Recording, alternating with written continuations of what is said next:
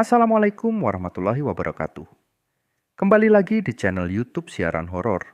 Kali ini saya akan membahas salah satu cerita horor lagi. Sebelum memulai cerita, klik dulu tombol subscribe dan tombol like-nya. Udah, terima kasih. Judul Penunggu Lorong Gelap. Malam itu, Dimas dan tiga temannya, Rudi, Bima, dan Andi, baru selesai menghadiri acara komunitas motor. Jalanan lengang, hanya ada suara deru mesin motor yang menemani. Jam di ponsel Dimas menunjukkan pukul 1:07 dini hari. Mereka harus segera pulang karena rumah mereka masih cukup jauh. Bro, coba lewat jalan pintas aja, saran Rudi, yang memimpin rombongan. Lebih cepat daripada muter lewat jalan raya.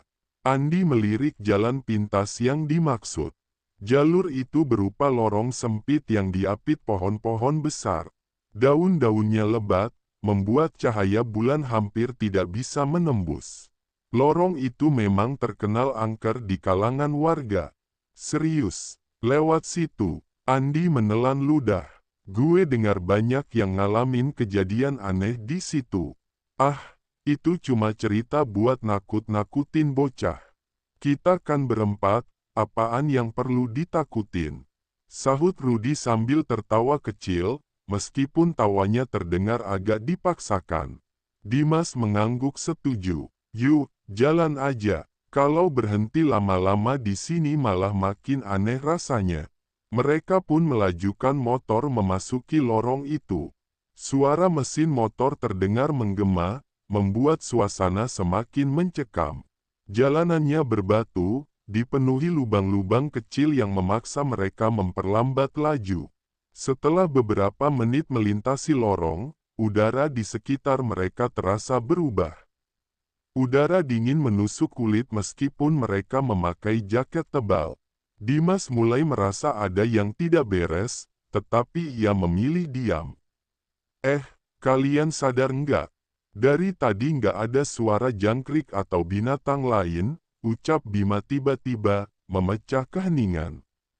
Semua berhenti sejenak. Benar, tidak ada suara sama sekali. Hanya ada deru mesin motor mereka. Udah, nggak usah banyak mikir. Lanjut aja, perintah Rudi, meski nada suaranya terdengar sedikit gemetar.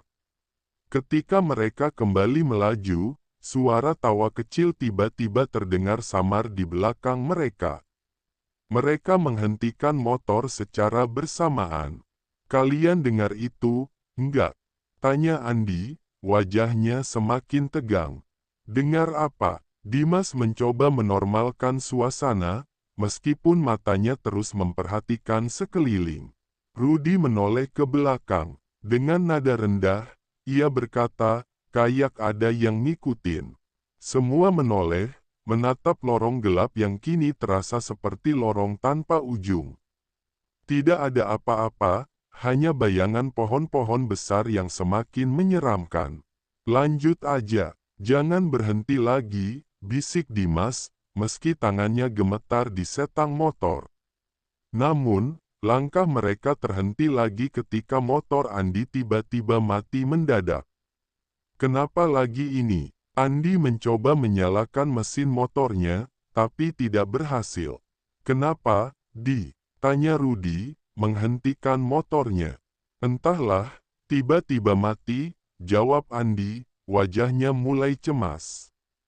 Sementara mereka mencoba membantu Andi, suasana di sekitar semakin mencekam.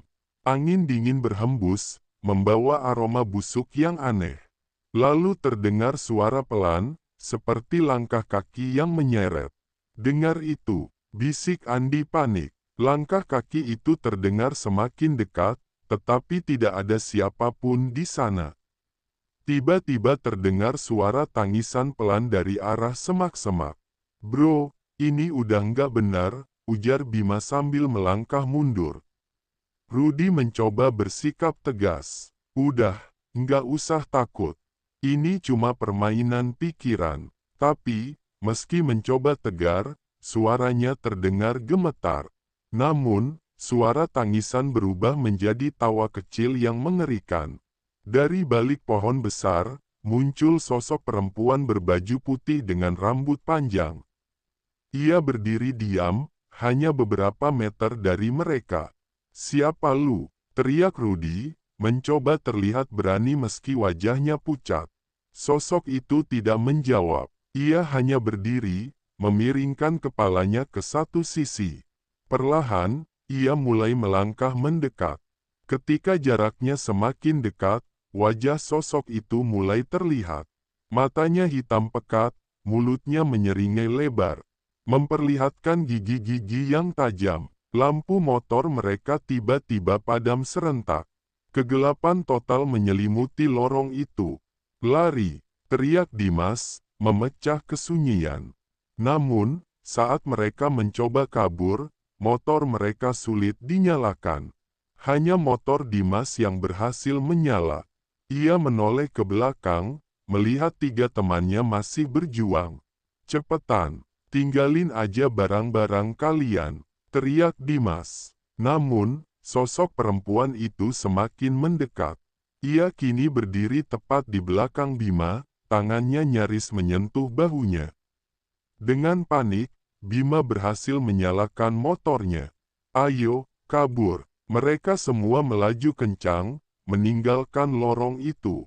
Tapi, saat merasa sudah jauh, suara tawa itu terdengar lagi, kali ini lebih dekat.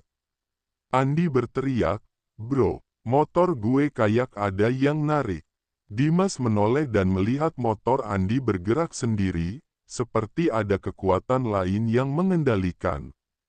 Andi mencoba melompat turun, tapi tubuhnya seperti terpaku.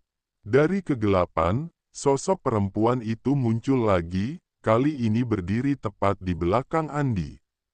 Ia melambaikan tangan dengan senyuman mengerikan. "Andi!" teriak Dimas, tapi terlambat. Motor Andi berbelok sendiri ke arah semak-semak, menghilang bersama suara tawa menyeramkan itu. Dimas, Rudy, dan Bima saling memandang, ketakutan. Mereka memutuskan untuk melanjutkan perjalanan tanpa melihat ke belakang. Keesokan harinya, mereka kembali ke lorong itu bersama warga. Namun, lorong itu kosong. Tidak ada jejak Andi atau motornya. Yang mereka temukan hanyalah helm Andi tergantung di dahan pohon, dengan tulisan merah di visornya. "Aku sudah menunggu kalian."